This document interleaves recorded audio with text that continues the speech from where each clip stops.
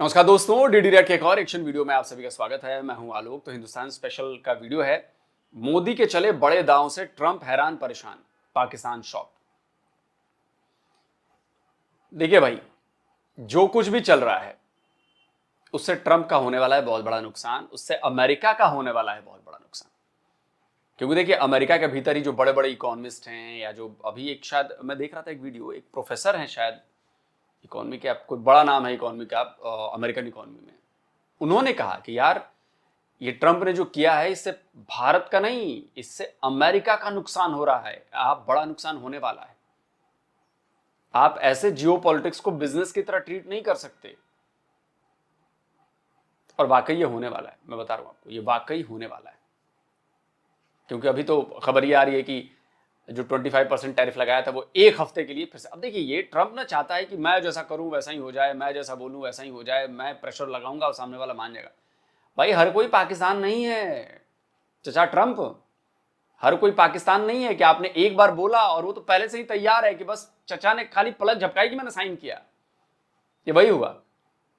अब देख लो, पूरी दुनिया में चर्चा हो रही है ना कि भारत तो नहीं झुक रहा है, भारत तो कर रहा है, और ट्रंप इससे और बौखला रहा है। क्या कर लेगा ट्रंप? क्या उसको सामान की जरूरत नहीं है? ठीक है भाई, तो मेक इन अमेरिका कर लेना यार। जो सामान, देखिए मैं स्क्रीनशॉट लगा देता हूं, भारत और अमेरिका के बीच नियर अबाउट 124-130 बिलियन डॉलर का कारोबार है, ठीक है, इसी के आसपास होगा। और उसमें से ज्यादातर वो चीजें हमसे इंपोर्ट करता है। जो ट्रेड डेफिसिट की बात हो रही है वो हमसे इंपोर्ट करता है। मैं उस प्रोफेसर की बात सुन रहा था, उन्होंने कहा कि ट्रेड डेफिसिट का मतलब ये नहीं होता कि अमेरिका लॉस में है। उसको समझाया उन्होंने, ट्रेड डेफिसिट का मतलब होता है कि आप उनसे सामान ले रहे हो, वही सामान आप अपने यहां बनाओगे तो ज्यादा कॉस्टिंग पड़ेगी, वो ज्यादा महंगी होगी। आप इंपोर्ट करने के बाद भी आप सस्ते में आप कर ले रहे हो। जैसे अगर मैं कोई चीज अमेरिका से इंपोर्ट करूंगा तो वो मुझे महंगी पड़ेगी, लेकिन वही कोई चीज मैं अगर चाइना से, या वही अगर कोई चीज मैं बांग्लादेश से इंपोर्ट करूंगा तो मुझे सस्ती पड़ेगी, क्योंकि प्रोडक्शन कॉस्ट यहां पर सस्ता है। यूएस में और बाकी जगहों पे प्रोडक्शन कॉस्ट बहुत महंगा है, लेबर बहुत महंगी है, तो जाहिर सी बात है उस चीज की कीमत बढ़ जाएगी। तो अगर अमेरिका वाले चाह रहे हैं कि हम भारत से कोई सामान ना ले, सब सामान महंगा कर दो भाई। फिर आप अपनी जनता को कह रहे हो कि तुम लोग अब अपने यहाँ की मेक इन अमेरिका लो, मेड इन अमेरिका लो और ज्यादा पैसे पे करो, सेम क्वालिटी की चीज। आपकी मर्जी है भाई। चलिए वीडियो देखते हैं। हेलो फ्रेंड्स, जय हिंद। हिंदुस्तान स्पेशल में आपका स्वागत है। दोस्तों, बड़ी खबर निकलकर सामने आ रही है कि भारत के विदेश मंत्री एस जयशंकर और national security advisor Ajit Doval रूस की यात्रा पर जा रहे हैं। यह भारत की तरफ से नया दांव चला जा रहा है। दरअसल जिस तेजी से भारत और अमेरिका के रिश्ते बिगड़े हैं, भारत अब अपनी रणनीति चेंज कर रहा है। अमेरिका के राष्ट्रपति डोनाल्ड ट्रंप ने टैरिफ को लेकर भारत के साथ जिस तनाव की शुरुआत की है, उसकी आलोचना हो रही है। यहां तक कि अमेरिका मीडिया भी ट्रंप की आलोचना कर रहा है। कनाडा और अमेरिका के कारोबारी ट्रंप के भारत पर लगाए टैरिफ को लेकर उसकी आलोचना कर रहे हैं। कनाडा के कारोबारी और टेस्टबेड नाम की कंपनी के चेयरमैन किर्क लिबुमोव ने भी ट्रंप को चेताया है। उन्होंने कहा कि भारत से झगड़ा मोल लेकर ट्रंप बहुत बड़ी जियोपॉलिटिकल गलती कर रहे हैं। इससे अमेरिका को एशिया में अपने रणनीतिक लक्ष्यों को प्राप्त करने में बहुत नुकसान हो सकता है। किर्क लुबिमोव ने सोशल मीडिया प्लेटफॉर्म एक्स पर लिखा, टैरिफ को लेकर डोनाल्ड ट्रंप के नजरिए में सबसे बड़ी समस्या यह है कि इसमें कोई जियोपॉलिटिकल स्ट्रेटजी नहीं है। भारत ने अमेरिका को एब्सोल्युटली। अच्छा, एक चीज और मैं यहां पर बताना चाहूंगा कि ये जो कुछ भी चल रहा है उसके बीच एक और खबर आई है। बेसिकली ब्रिक्स ट्रंप की फूटी आंखों नहीं सुहारा। ब्रिक्स में कौन है जी? ब्राजील है, इंडिया है, चाइना है, रशिया है, और भी देश आ गए हैं। जो मेन देश हैं वो ब्रिक्स में वो है। और ब्रिक्स किसको चैलेंज कर रहा है जी? G7 को चैलेंज कर रहा है ना चैलेंज। या जो भी टॉप के हैं, G5 कह लो, G7 कह लो, जो भी है सबको कर रहा है। बट अगर आप ग्राउंड रियलिटीज देखोगे तो ब्रिक्स के पास इस धरती पर जितना एरिया है, जितनी बड़ी इकोनॉमी है, जितना बड़ा ट्रेड रूट है और जितना बड़ा प्रोडक्शन है, वो रेस्ट ऑफ द वर्ल्ड में नहीं है। सिर्फ इन 4 कंट्रीज को मिला लो, Brazil, India, Russia, China, near about 80% सब कुछ कवर हो जाता है। चाहे वो पॉपुलेशन हो, चाहे वो इकोनॉमी हो, चाहे वो प्रोडक्शन हो, मैन्युफैक्चरिंग हो, आप समझो। इसीलिए ट्रंप चिढ़ा हुआ है, क्योंकि ट्रंप को पता है कि अमेरिका धीरे धीरे धीरे धीरे डिक्लाइन हो रहा है, डॉलर धीरे धीरे धीरे धीरे डिक्लाइन हो रहा है। और जब डॉलर डिक्लाइन होना हो जाएगा, डॉलर जब यूनिवर्सल करेंसी नहीं रहेगी, आप सोच सकते हैं वो दिन जब आएगा तो क्या होगा। अमेरिका की चौधराहट खत्म हो जाएगी, अमेरिका की चौधराहट खत्म हो जाएगी। और ट्रंप ये बात जानता है, इसलिए बौखलाया हुआ है। तो अभी खबर ये आई कि ब्राजील के जो प्रेसिडेंट है, लूला है ना, ये स्क्रीनशॉट लगा देता हूं, उन्होंने कहा कि ट्रंप ने वहां पर कू कराने की कोशिश की, मतलब उनकी सत्ता को गिराने की कोशिश की, उनकी सरकार को गिराने की कोशिश की। आप समझिए अब अमेरिका किस लो लेवल पर खेलने लगा है कि ब्राजील अगर बात नहीं मान रहा या इंडिया अगर बात नहीं मान रहा तो अमेरिका इनकी सरकारों को गिराने की कोशिश कर सकता है। और ब्राजील वाले ने तो कह दिया, हमारे यहां जो इलेक्शंस हुए उसमें कम इंटरफेयर हुआ, चाइना की तरफ से भी हुआ, अमेरिका की तरफ से भी हुआ, लेकिन उसके बावजूद भी देखिए क्या हुआ। अब ये बताइए कितनी बड़ी बात है कि ब्राजील के प्रेसिडेंट खुद कह रहे हैं कि ट्रंप, अमेरिका जो है वो उनकी सरकार में कू कराना चाहते थे। आप सोचिए। तो इसीलिए इंडियंस जानते हैं कि अमेरिका हमारा दोस्त नहीं है। और मैं आज से थोड़ी नहीं कह रहा हूं, जो दर्शक मुझे लगातार फॉलो करते हैं वो जानते हैं कि मैं ये बात बहुत लंबे टाइम से कह रहा हूं कि अमेरिका हमारा दोस्त नहीं है। जिस दिन अमेरिका पंगे, अब देखिएगा पंगा शुरू हो गया ना, हो सकता है आने वाले कुछ दिनों में आईफोन को मजबूरी में अपने प्लांट्स हटाने पड़ेंगे। आज ही मैं कह दे रहा हूं, आप लोग मेरी बात याद रखिएगा, नोट डाउन करके रख लीजिए। जैसे चाइना से पंगे शुरू हुए तो चाइना से आईफोन को अपनी मैन्युफैक्चरिंग हटानी पड़ी ना, इंडिया लेकर आनी पड़ी ना। अब इंडिया की इकोनॉमी बूम हो रही है, फायदा हो रहा है। अभी मैं खबर पढ़ रहा था, स्क्रीनशॉट लगा देता हूं, शायद Q1 में $6 बिलियन के आईफोन हमने एक्सपोर्ट किए। ये देखिए $6 बिलियन के 1 क्वार्टर में। तो साल में 4 क्वार्टर होते हैं, अगर ऑन एन एवरेज $6 बिलियन, तो आप समझ लो कि $24 बिलियन के साल में मुझे लगता है कि पूरा टोटल कर देंगे हम। क्वार्टर में था या हाफ ईयरली था, जो भी था, $6 बिलियन का। तो हम ये जानते हैं कि ये टेम्पररी है। जैसे चाइना से आईफोन हटा वैसे ही यहां से भी हट जाएगा। तो हम डिपेंडेंट नहीं बन रहे उस पर, हम डिपेंडेंट नहीं बन रहे, हम अपना रास्ता भी तलाश रहे हैं, हम अपने काम भी कर रहे हैं। तो अगर अमेरिका को ये लगता है कि वो पाकिस्तान की तरह हमें भी डरा देगा, प्रेशर में ला देगा, अबे तब ट्रंप को आइडिया ही नहीं है कि पाला किससे पड़ा है तुम्हारा। ये वो इंडिया नहीं है। एब्सोल्युटली नॉट कह दिया है। और ये भी कहा जा रहा है कि पाकिस्तान को भारत से अपनी खारजा पॉलिसी को कुछ सीखना होगा। ये बहस क्यों ज़ेर गर्दिश है और क्यों कुछ हमारे जो पाकिस्तानी हैं वो भी गैर इरादी तौर के अंदर इस बहस के अंदर शामिल हो चुके हैं।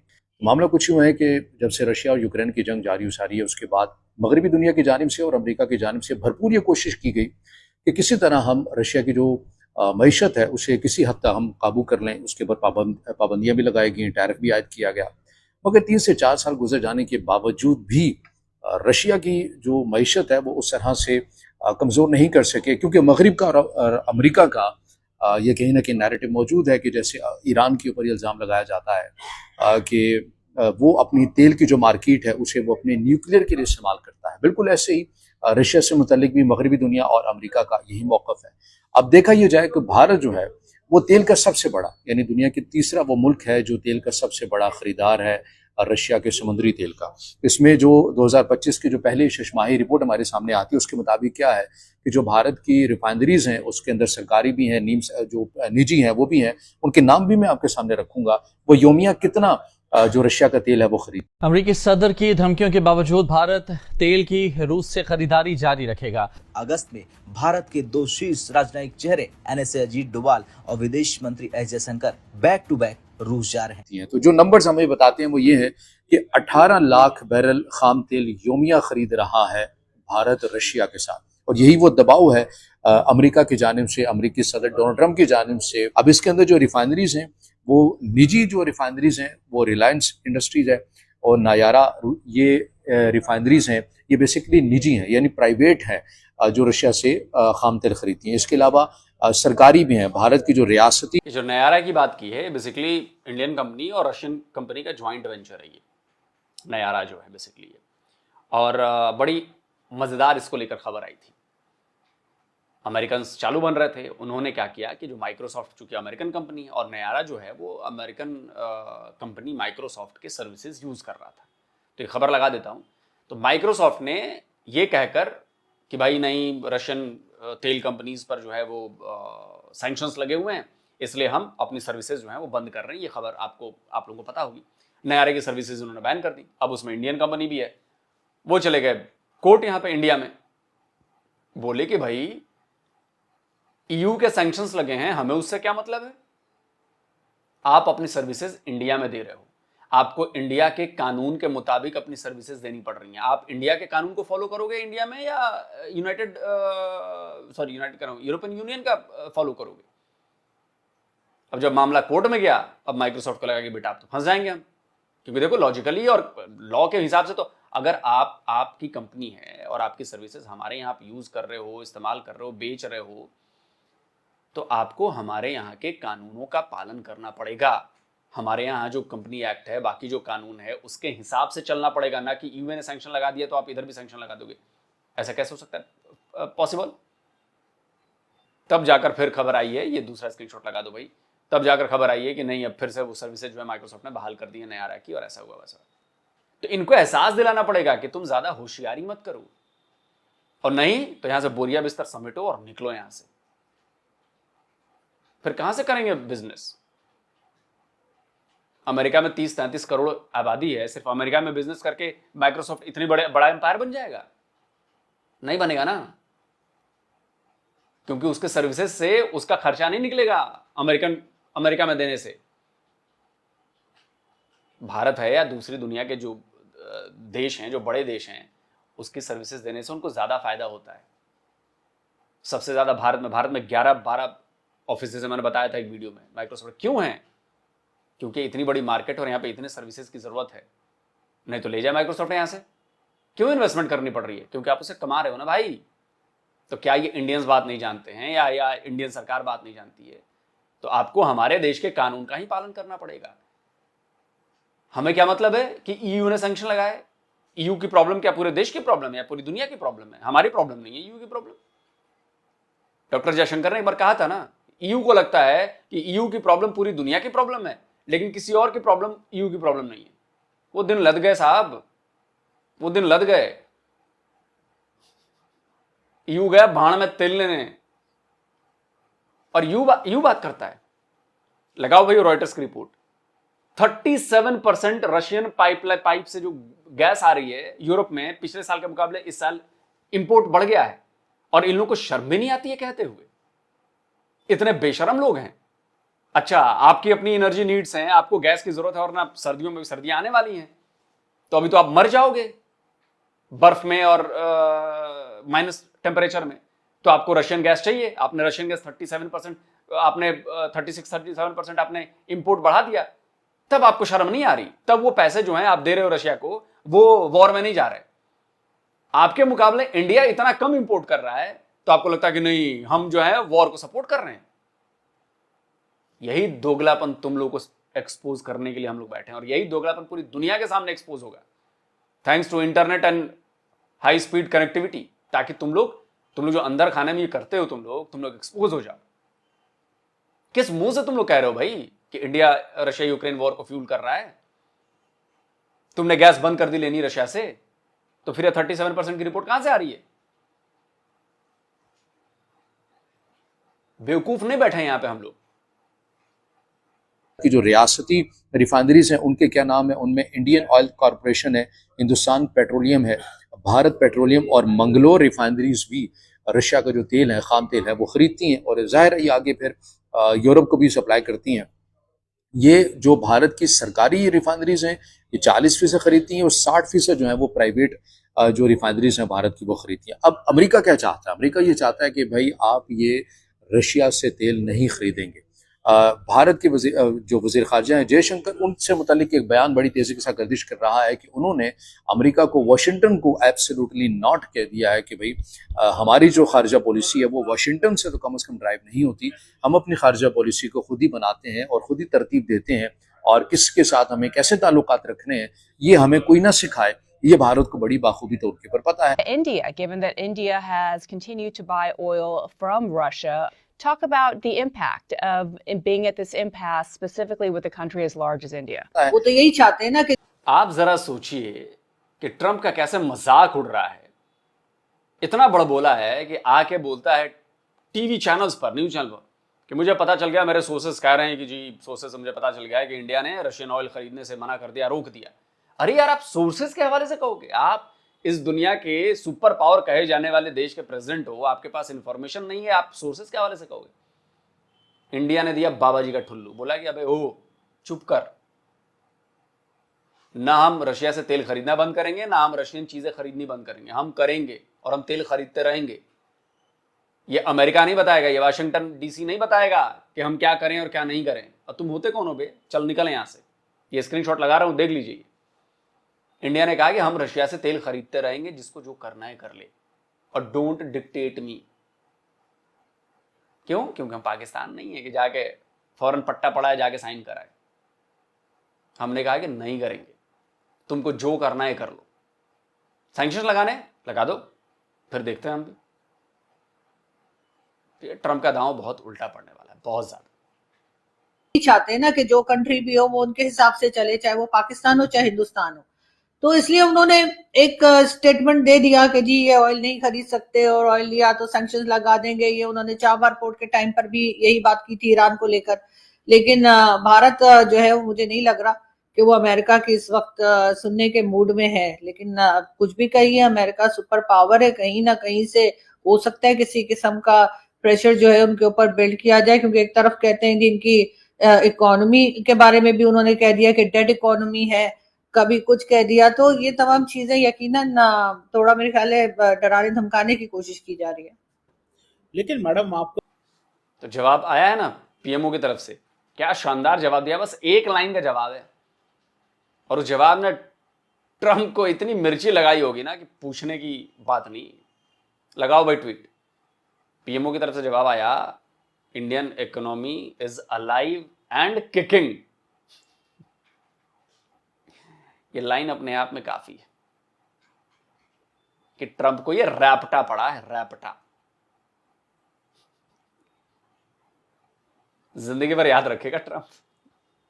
लेकिन मैडम आपको नहीं लगता कि इंडिया जैसा बड़ा मुल्क जिसकी 1.4 बिलियन की पॉपुलेशन और बड़ी मार्केट, और अमेरिका का यू टर्न? जो गवर्नमेंट है वो जाहिर है उसको भी लग रहा होगा कि भाई ये तो हमारे दोस्त है। लेकिन ज्यादातर धोखे और ज्यादातर जो नुकसान होते हैं वो ये याद रखना चाहिए वो दोस्तों की तरफ से ही आते हैं। इसलिए कि दुश्मनों से तो आप वैसे ही अलर्ट रहते हैं।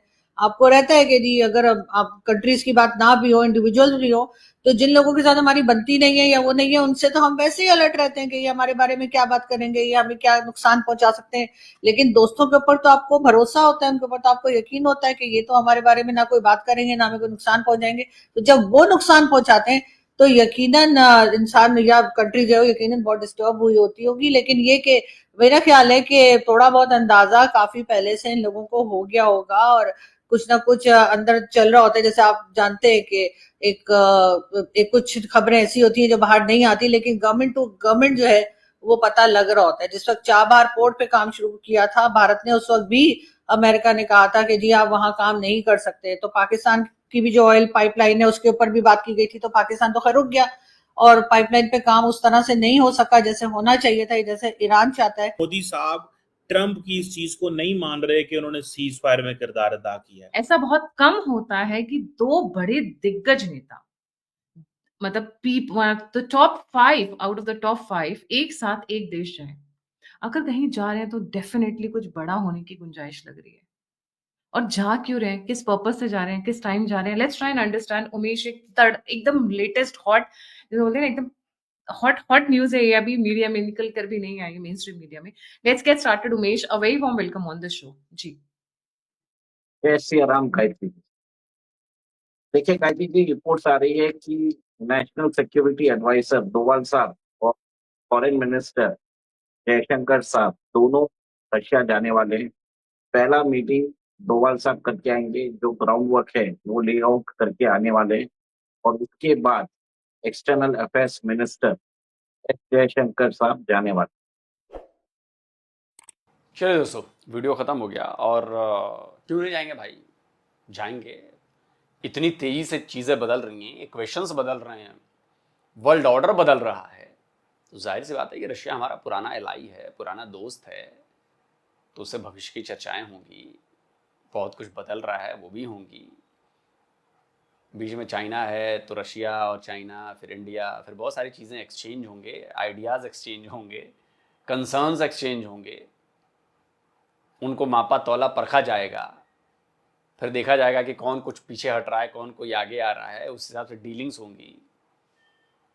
क्यों, देखिए प्रॉब्लम तो फिर चाइना को भी है, प्रॉब्लम भारत को भी है, प्रॉब्लम रशिया को भी है, और प्रॉब्लम ब्राज़ील को भी है जो ब्रिक्स वाले कंट्री है। तो डील भी तो सब कुछ करना पड़ेगा। अब इस डील में बहुत कुछ होगा, इसमें आपसी मतभेद को भी साइडलाइन किया जाएगा, तो बहुत कुछ है। लेकिन कुल जमा बात यह है कि देखिए, अमेरिका के लिए आने वाले दिन बहुत मुश्किल होने वाले हैं,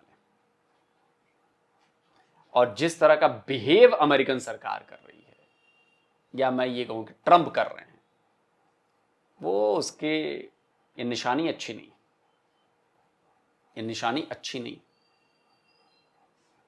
सबसे झगड़ा मोल लेके आप सरवाइव नहीं कर सकते। आपको लगता है कि आप सुपर पावर हैं तो सबसे झगड़ा मोल लेके आप सरवाइव कर लो भाई, ठीक है, ओके। आप पाकिस्तान को साथ मिला के कर सकते हो, well enough, very good, very nice, बिल्कुल करिए। लेकिन कब डसेगा आपको अंदाजा भी नहीं हो। जब आपको सबसे ज्यादा जरूरत होगी ना, तभी पाकिस्तान डस लेगा। पाकिस्तान की फितरत रही है ना, पाकिस्तान की फितरत रही। और अभी तो आने वाले दिन में और भी बहुत कुछ आने वाला है ट्रंप की तरफ से। अभी तो मैंने बताया ना कि शायद 1 हफ्ते का पॉज लगाया है, अभी और भी बहुत कुछ आएगा, और भारत की तरफ से भी बहुत कुछ होने वाला है। अभी भारत बस वेट कर रहा है कि देखें ये किस सीमा तक ये खींच कर ले जाते हैं ट्रंप, उसके बाद असल जवाब भारत की तरफ से दिया जाएगा। क्योंकि भारत की आदत है, वो इस तरह रिएक्शनरी काम नहीं करता कि तुमने उंगली दिखाई हमने ही फौरन उंगली दी, ना ना ना। तुम उंगली दिखा लो, फिर गुस्सा दिखा लो, फिर मिसाइल भी दिखा लो, फिर बंदूक भी दिखा लो, हम आराम से सब रीड करेंगे, उसके बाद एक तगड़ा जोरदार जवाब जो है वो जाएगा। और वो जवाब ऐसा होगा, कईयों की सांसें उखड़ जाती हैं। तो दोस्तों, आप क्या कहते हो?